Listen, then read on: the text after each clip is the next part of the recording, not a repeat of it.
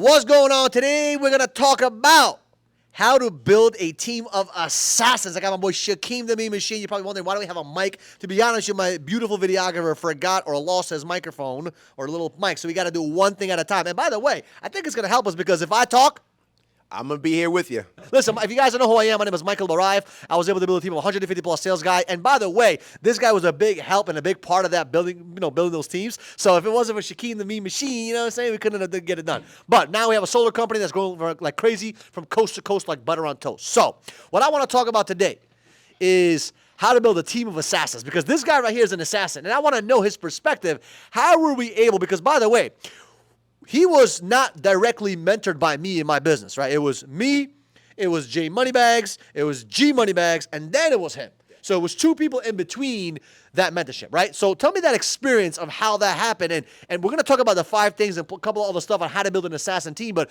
what were some of the things, by the way, before we do that, like what are some of the feelings you had when you had 2 people in between us and also, 3 people basically mentoring you, right?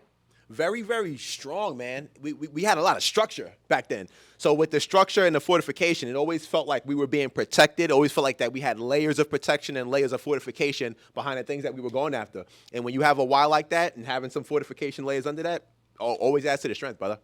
So let me ask you this, right? You're going out there, you're crushing it, you're grinding it. A lot of people want to build their teams, whether it's door to door, store to store, floor to floor, on the phone calls, it doesn't matter. But what do you think was the biggest thing outside of these 5 stuff that really made you want to do it on a daily basis when you had those mentors beside you and those assassins, because you eventually became an assassin that built a team of assassins, right? So what was that mindset like? How did that work? Yeah, well, for me, it was seeing the other guys and the other assassins do it on a daily basis, because it's easy to be great for one day. It's more so harder to be consistent and great for days to follow. So having examples, having other assassins, having guys that's following the same model is really important for your own consistency and your own trajectory. So right now, we're going to talk about the 5 things, and I love that answer, by the way. It's amazing. So let's talk about those 5 things. So let's talk about number 1, right? You wrote down to train and build assassins. Number 1, you must be what? An assassin. You must be an assassin. Like, some people want to be assassins, but they ain't an assassin. Like, and they put in a good example, like a level 7 assassin cannot teach a level 5 assassin how to be a level 8, right? So if you want to be the best, right, first if you want to train the best, you got to become the best. And that takes a process. It takes time. So talk to me about your process of becoming the assassin you needed to become, the top level of leadership, top level of, skills. So, like, what did you have to do to get there so you could build a team like that? Good question. That came down and that boils down. And if you guys are watching at home and you're thinking about getting yourself to the next level, I'm going to give you guys the answer here. It comes down to always looking for a better individual to embody or to exemplify. So I like to look for mentors. I like to look for people who are not just 1 level, but 2 or 3 levels beyond where I'm at. And, going from a G Moneybags to a J Moneybags to an N Moneybags, is leveling that process up. So if you're building a team, right, what is the number 1 thing that you're doing to transfer that level of skill set, so to say, into that person? Because remember, building an assassin team is not about just, go do your job and go freaking out there, right? You got to go out there and hunt with them and teach them how to hunt. So outside of that, like, what else are you doing? And I see his number 2 is his full support. But could you talk more about the support stuff and the 10,000 steps? Like, could you talk a little bit more about that?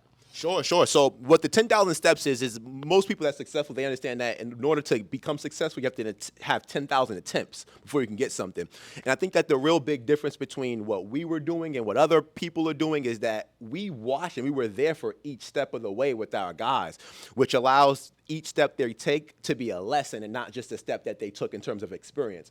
So for me and for us and what we did and to build that amazing company, it was just about being with the individuals while they were habit forming, because that's like the baby's, development stages of life. And the most important stages where they learn is those developmental stages, much like that development. So let me ask you this. So you out there, you're grinding. Give me the mindset of you're taking somebody out, you're trying to build a team. You get that 1 guy on your team, right?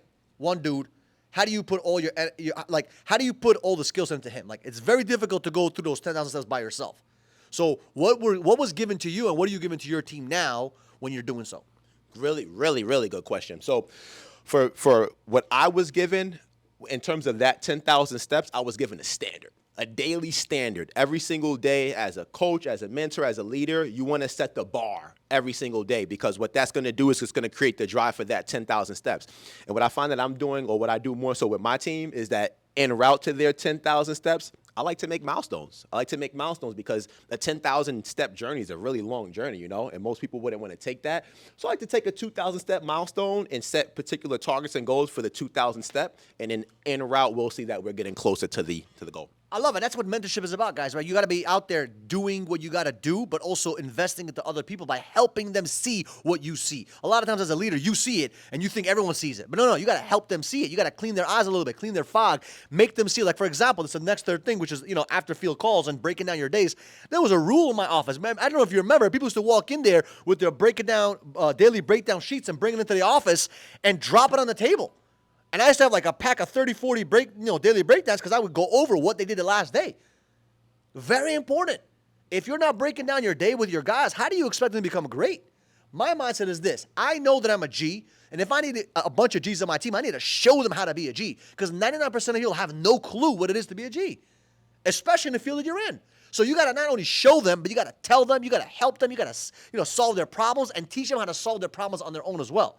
And that requires picking up the phone and calling them. A lot of people think that training is just, going in the field or going to the office. A lot of the trainings have happened on those phone calls, late night, when I'm tired, when they're tired probably too, but we're talking, dreaming, breaking down their life, breaking down their mind, getting to the next level of the core of why they're doing what they're doing. And how many, to be honest, how many phone calls have you had with me? At nighttime? And how long were they?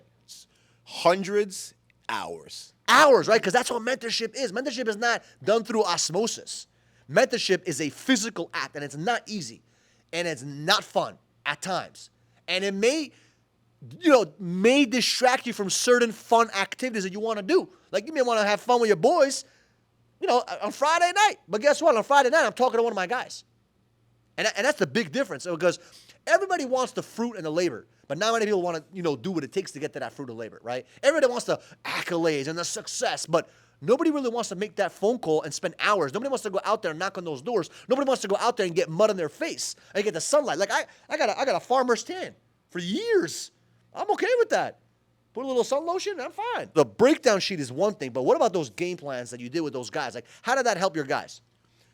The game plans, I think, is the most important part. Much like what you've been able to help me accomplish in terms of game playing, it's understanding acuity and understanding how every move that you take can get you to where you're trying to go. And imagine the NFL. Imagine a coach called a play, and all the players on the team decided to run their own play. We wouldn't get the ball downfield. We can't move any change. We wouldn't even get a first down. So I think that game plan, following it, creating a game plan, and being aligned with that game plan is paramount when it comes to reaching it and being successful. And to be honest, a game plan to me is not, go do X, Y, and Z. A game plan is specific to each individual person, and it's completely different. I'll give you an example. Some people need a game plan, a smack in the face. Some people, I know they're not going to work as hard, so I give them, crazy numbers to hit. Because I want them to, I raise the bar so high that, to them, they're like, I can't do it. No, you can. You just haven't realized the potential you have. So every game plan is crafted differently. And I remember this one time, I don't remember which mentor helped me out with this, but he basically said, you cannot coach every single person the same way. Because I remember there was a point in my time where I was coaching, there was a bunch of people on my team, and I was coaching every single person on my team the same way. And I was like, why is it working for some people, and for some people it's not working? And I realized that, I was using a hammer on nails when some people were screws. And you need to use a screwdriver. There's different tools in your tool set. So I had to open my business acuity, my people acuity, and kind of open my mind a little bit and learn that, okay, this person needs a hammer, this person needs a screwdriver, well, this person needs a plier. Everyone is different, right? And if you learn people, if you learn and study people, and you love on people, and you figure out people who they are, especially the ones that you're serving, you will know exactly what you need to tell them on their game plan to create success. And it's not, like I said, it's not just, hey, do this, that. Like, for example, I literally look at myself as a doctor. I don't have a medical degree by any chance, but I have a medical degree when it comes to books, okay? So, for example, I have you reading a book right now. There's a reason why I have him reading that book. When you open that book, a couple of pages in, what happened? Talk about that experience. Oh, man. Well, I told you, so I'll tell you all at home watching. When you know someone and you're able to understand them, you can give them personal recommendations that can really impact them. And the book, once I opened it, it didn't take me until 7 pages for me to have a paradigm shift because you knew exactly what my perspective was at that particular time, which is very, very important when recommending books or growing a team. Yeah, and the only reason why I knew that book was going to change his life, because I remember that the problem that he was going through, I was like, you got to read this book, because in that book is going to give you that solution. And sometimes as a coach, instead of me telling you what to do as a game plan, I need you to figure out on your own by reading a book, because you're by yourself, studying, right? In your own home, where your ego is open, your mind is open, so you don't feel attacked. Because imagine if I had to tell you what to do with what that book said, you'd be a little bit like defensive. But if you read it on the book on your own time, it just helps so much, right? So the game plans are extremely important if you want to build a team of assassins. And number 5, right? Setting those targets, those goals, those quotas are important, but setting goals and targets that align and are kind of like intertwine with other people, in my opinion, I have seen massive success. What I realized a long time ago, and you tell me what you think after this as well. When people have a goal or a mission or a target that is not attached to themselves, they tend to do way more, because people will do more for others than they will do for themselves. And when you align that with them, it's amazing. So tell me a little bit about that. One, I 100% agree to that, and you could take that to the bank. And I think that that's the most important part, because as humans and as human beings, we all want to be part of something great. And that great thing is, as esoteric as greatness might seem, it all resides in all of us, which I learned at a really early stage in my life. So, guys, if you're out there, you're trying to get people committed to one cause, one thing, they have to understand how they contribute to whatever that cause is on a daily basis. In the same way that every single soldier in the military understands how they add value to that military platoon or that squadron. And I think that that's the best way to maximize their results, because they understand that the role they play in the overall big picture. I agree with that 100%, man. So listen, guys, if you want to build a team of assassins, number 1, you got to be the assassin. We already talked about that. Number 2, you got to invest in your people, right? You got to go out there and invest in your people. Number 3, you got to make those phone calls. You got to have them, they have to see what you're doing step by step. They got to see what you're doing. They have to show and tell, my friends. It's not just talk and tell. It's show and tell, right? You have to give them game plans, daily game plans, and know exactly how to give them and craft the right message so that they can create success in their field. And last but not least, you have to have some kind of contribution attached to that so they can create value in themselves to go out there to do things they've never thought they can do. And if you implement those 5 things, I promise you, you'll have an assassin team, you have a growing company, a growing team of salespeople, and I promise you, you will be excited. So with that said, I appreciate you guys. Shaquem, thank you so much for coming on this episode. Thanks for having me. Yeah, it's a very special weekly YouTube video, but I appreciate you guys. We'll see you guys in the next video. If you have not subscribed to the channel yet, do me a solid. Subscribe to the channel. We have value for you guys every single week. And next time, I know my videographer is going to have 2 mics so you can talk when I'm talking. I can interrupt you too, But I appreciate you guys. Have a good one. We'll see you guys in the next video.